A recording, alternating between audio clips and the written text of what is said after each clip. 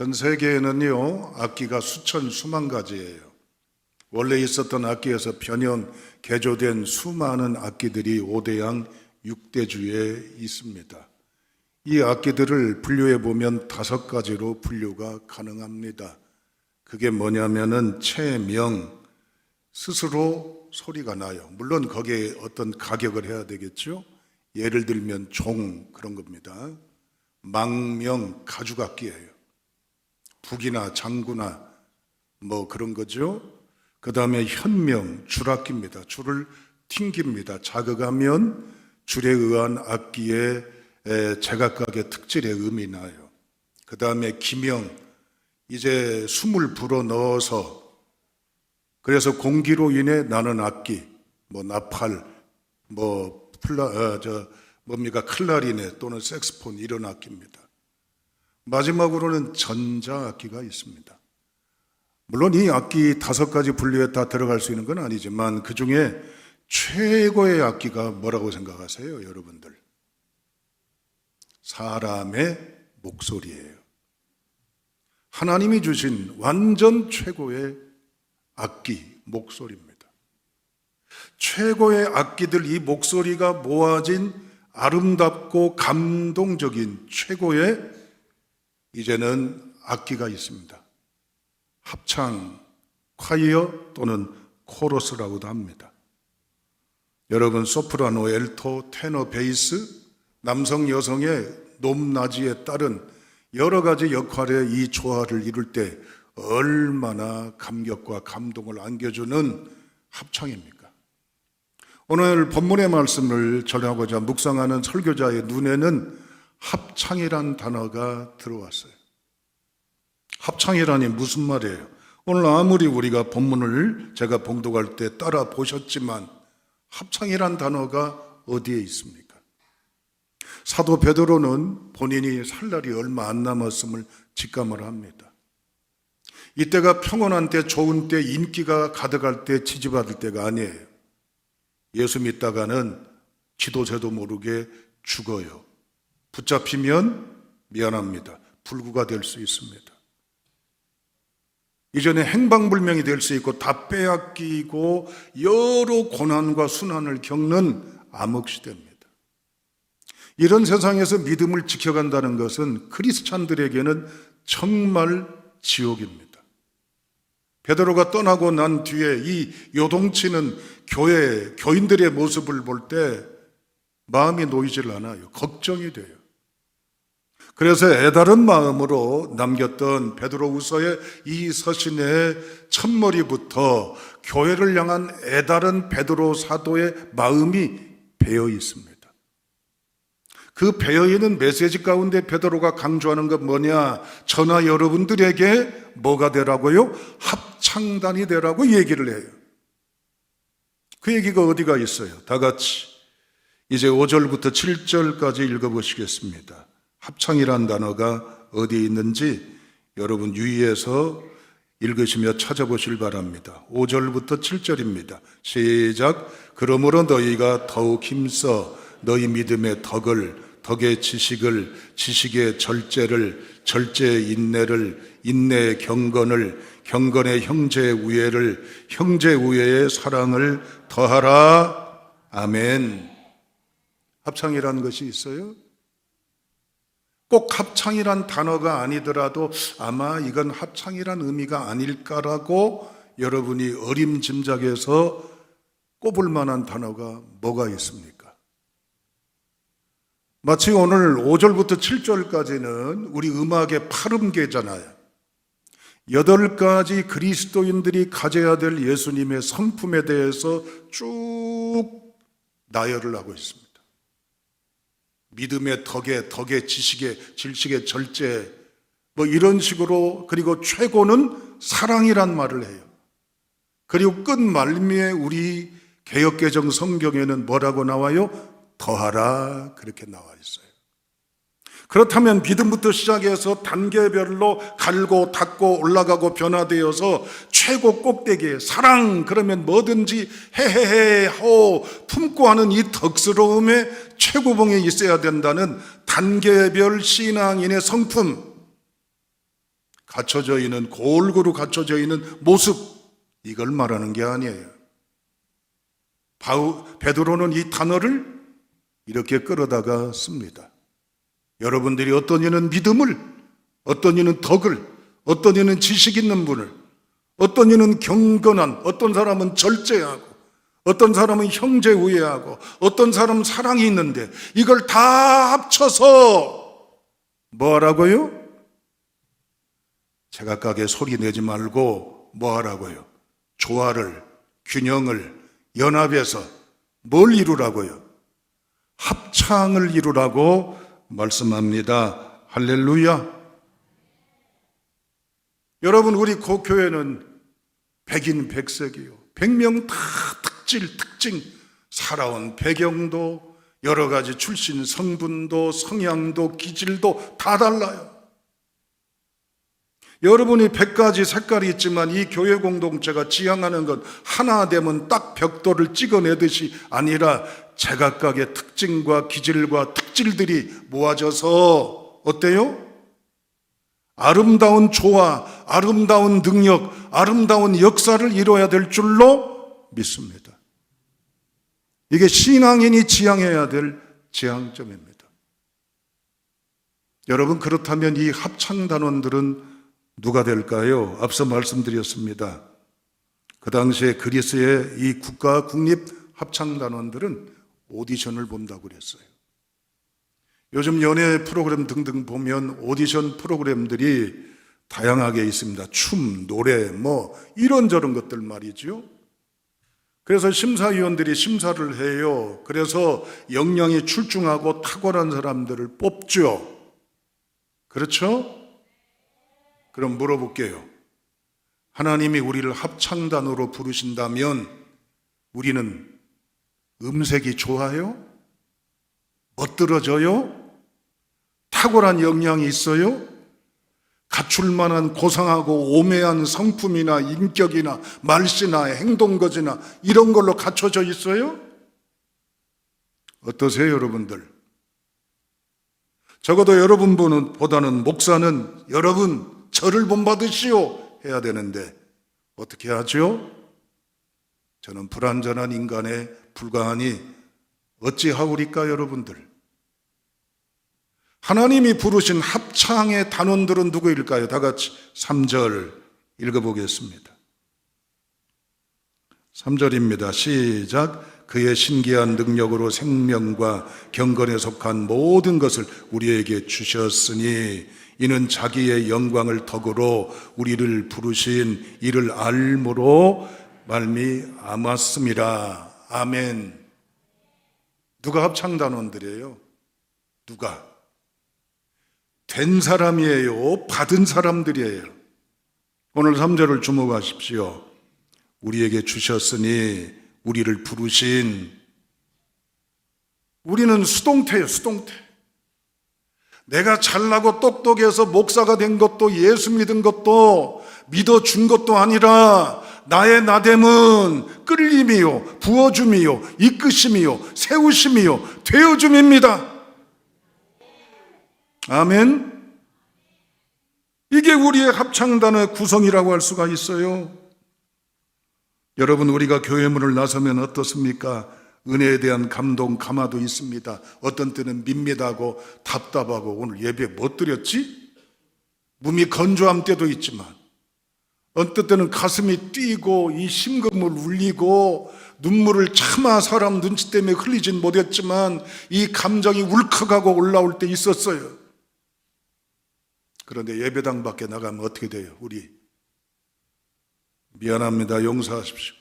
언제 그랬냐는 듯이 여전히 그 모습, 그 태도, 그 자세, 그 성격으로 살아갑니다. 세상에 나가면 교회 나간 사람인지 아닌지조차도 구분이 안 돼요. 말투나 성격이나 가정에서도 신경질, 짜증, 큰 소리, 폭언, 안타깝지만 폭력, 몰상식, 비상식, 돈 몇 푼 앞에 양심을 파는 건 일수고 말끔히 차려입은 겉 행색과는 다르게 속은 구겨지고 찢어지고 멍들고 병든 모습들, 음성으로 말하면 목이 상처를 입은 거예요. 노래조차도 안 나와요. 소리도 안 나와요. 찌그러지고 불협화음되고 망가진 탄식, 악기와 같다는 말입니다. 매번마다 우리가 이렇게 살아가요. 하나님의 합창단인데. 그러면 목소리가 안 나오면 합창단에서 계속 활동을 하겠어요? 퇴출당하겠어요? 계속 그 자리에 있도록 고용하겠어요? 이제는 파면당하겠어요? 안타깝지만 세상 자격으로는 역량의 기능이 안 되면 더 이상 그 자리, 그 위치, 역할을 할 수가 없습니다. 그런데 하나님의 합창단된 오늘 우리에게도 여전히 주시고 우리를 부르십니다. 진영아, 네가 내 눈에 보기에 거슬리게 살아왔어도 나는 여전히 너를 나의 합창단원으로 인정한다. 네가 지난 일주일 동안 진영아, 네 말 싸납게 하고 막말하고, 진영아, 네가 사람들 앞엔 그럴싸해도 뒷모습이 네가 엉망진창으로 때묻고 얼룩진 인생으로 살아왔어도 그래도 너는 나의 합창단원이야, 나의 자녀야, 사랑하는 나의 생명이야. 어느 누가 나를 이렇게 하겠어요? 하나님은 변함없이 우리를 합창단으로 부르십니다. 베드로 사도는 얘기합니다. 여러분, 이 어려운 암흑시대 우리는 사람들에게 조롱을 당합니다. 멸시를 당합니다. 무시를 경험하고 있습니다. 그럼에도 불구하고 서로가 연합하고 그리스도 안에 하나가 되어 이 험난한 세파를 이겨내야 합니다. 사랑하는 여러분, 여러분들의 가난 속에서도, 질병 속에서도, 사람과의 관계 속에, 이제는 당한 상처와 아픔과 고독 속에서도, 실패 여러 혼란의 상황에서도 하나님이 우리를 진정 원하고 계시, 그 자리에서 일어나 하나님을 향한 소리로 바라는 결단의 성도가 다 될 수 있기를 주님의 이름으로 축원합니다. 우리가 비록 상하고 깨지고 망가진 인생일지라도 하나님은 냄새난다고 실망했다고 또다시 나에게 이러냐고 외면치 아니하시고 여전히 나에게 다가오셔서 하나됨으로 함께하기를 원하시는 프로포즈를 하고 계신다면, 제가 그만큼 못 살아왔다고 뿌리치고 돌아서고 외롭게 우두커니 있는 그 자리가 아니라 돌이키는 결단의 성도가 다 되시기를 주님의 이름으로 축복합니다. 52살을 살고 암으로 그만 투병하다가 하나님의 부름을 입은 위대한 전설적인 솔리스트자, 찬양 사역자인 켈빈 헌트라는 집사가 있습니다. 이 사람은 음성이 참 미성이었어요. 깊고 넓고 높고. 그래서 얼마나 이 탁월한 음악적인 재능 때문에 일찍이부터 주목을 받았습니다. 그래서 앞으로 이 사람은 이 성악계에 놀라운 독보적인 역할을 할 것이라고 사람들이 다 주목하는 그런 사람이었습니다. 그런데 안타깝게도 그는 그만 마약에 손을 대기 시작했어요. 빠져나올 수가 없었습니다. 점점 마약에 빠져들어가면서 그는 수렁에 빠졌고 우울함과 폐인처럼 마약 소굴에서 뒹굴게 되었습니다. 가출하고 두문불출합니다. 행방불명입니다. 노숙자들과 뒹굽니다. 마약에 취해서 씻는 것, 먹는 것, 입는 것 엉망입니다. 완전 폐인처럼 쓰레기처럼 지냅니다. 주위 사람들은 이런 이제는 켈빈 헌트를 보고 이야기합니다. 끝난 인생, 인간 쓰레기, 고장난 악기, 망가진 이제는 인생. 그러나 나아질 길이 없어요. 자식들이 있지만 뭐 책임지는 것 전혀 신경 쓰지 않아요. 남편으로서의 책무 전혀, 가부장으로서의 역할을 하지를 않습니다. 완전 폐인이 되어가지고 오늘 또 마약에 취해서 정신없이 몽롱한 환각과 환시와 환청에 시달리고 있는 그때 음성을 듣게 됩니다. 그 음성 속에는 눈물이 배어있는 음성입니다. 이런 음성이었습니다. 켈빈아, 내가 언제까지 이 어둠의 지옥구덩이에서 내 삶을 낭비하려느냐? 내 찢어진 심령의 신음소리를 내게 주기를 원한다. 나는 여전히 너를 원하고 나는 여전히 너와 함께한다. 본인 생각에는 마약에 취하니까 헛것으로 생각을 했어요. 그러나 뭔가 이상야릇한 뜨거움이 마음에 와닿았어요. 이건 예사롭지 않은 음성이고 느낌이고 감흥이란 걸 깨닫고 그는 그 자리에서 눈물을 쏟고 벌떡 일어나 마약에 취한 채 비틀거리지만 의식을 타여서 아내가 출석에 있는 그 밤에 예배당에 나가서 기도하는 그 교회를 갔어요. 어떻게 갔는지 모르게 갔습니다. 문을 열고 예배당에 들어섰습니다. 아내를 비롯하여 많은 사람들이 그 밤에 기도하고 있었어요.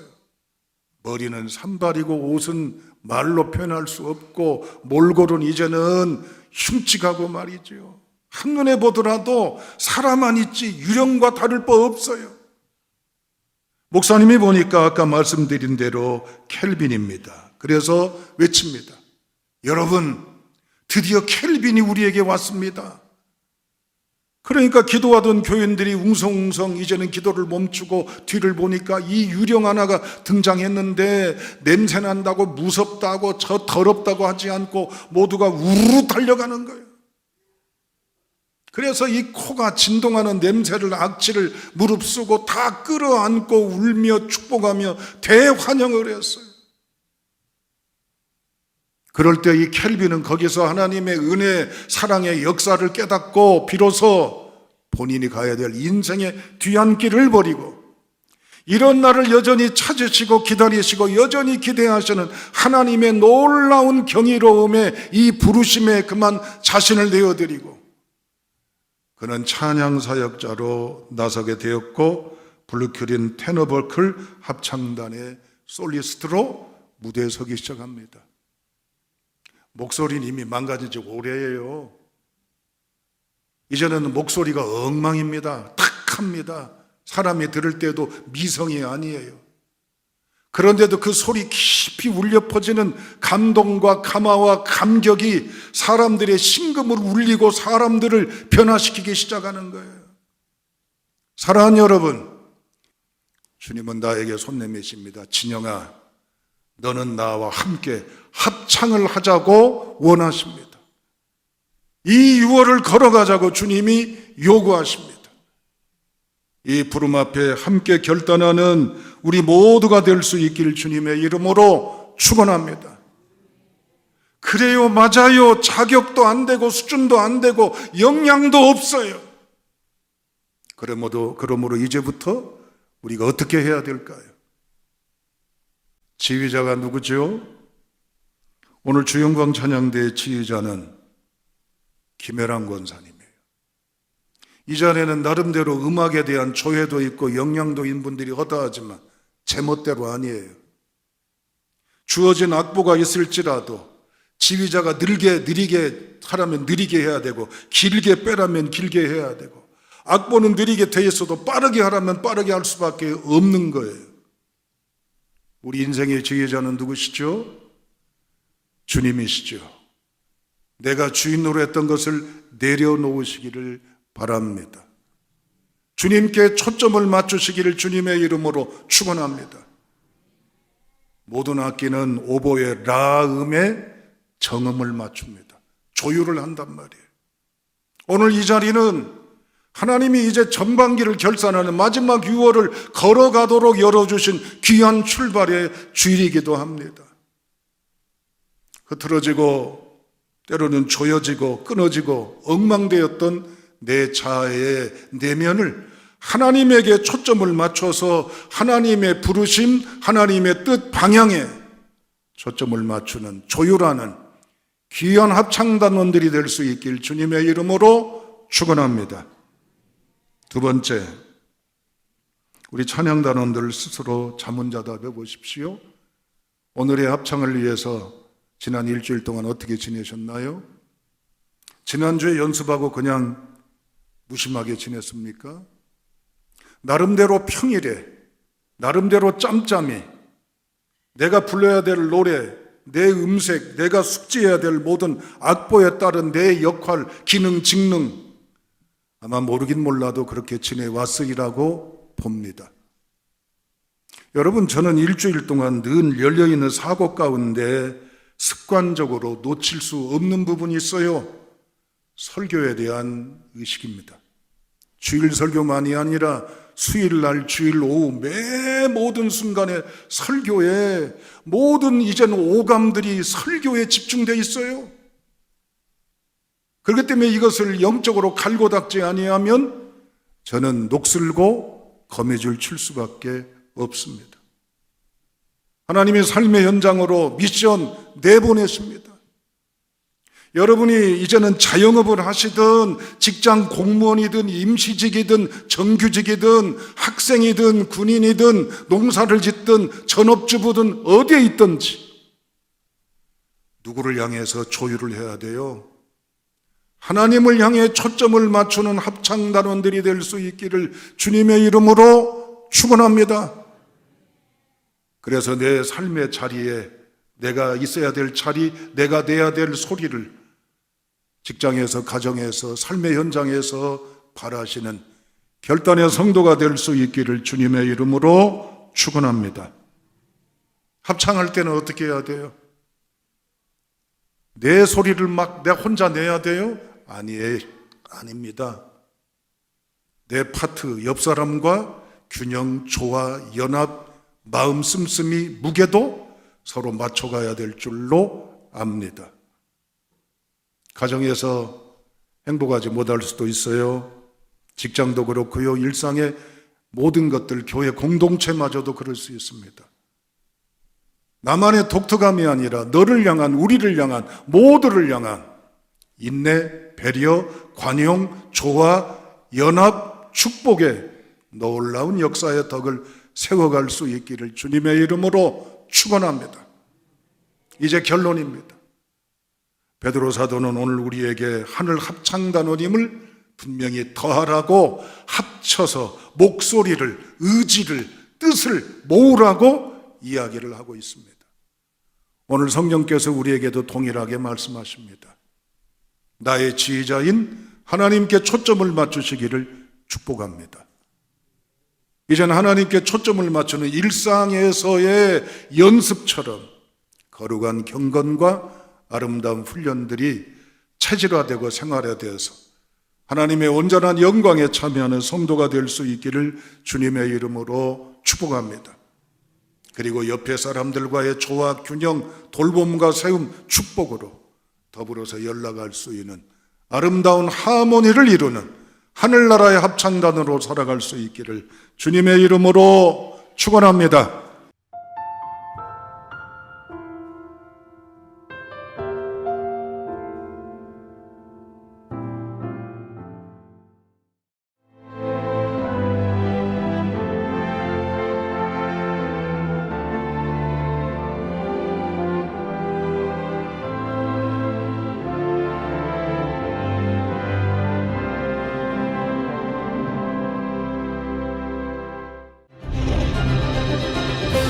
기회는 준비된 도시를 선택합니다. 대지엔 바이오, 반도체, 도심엔 문화, 하늘엔 우주. 대한민국 미래 산업의 새로운 가능성을 열어가는 곳. 격이 다른 도시, 순천입니다.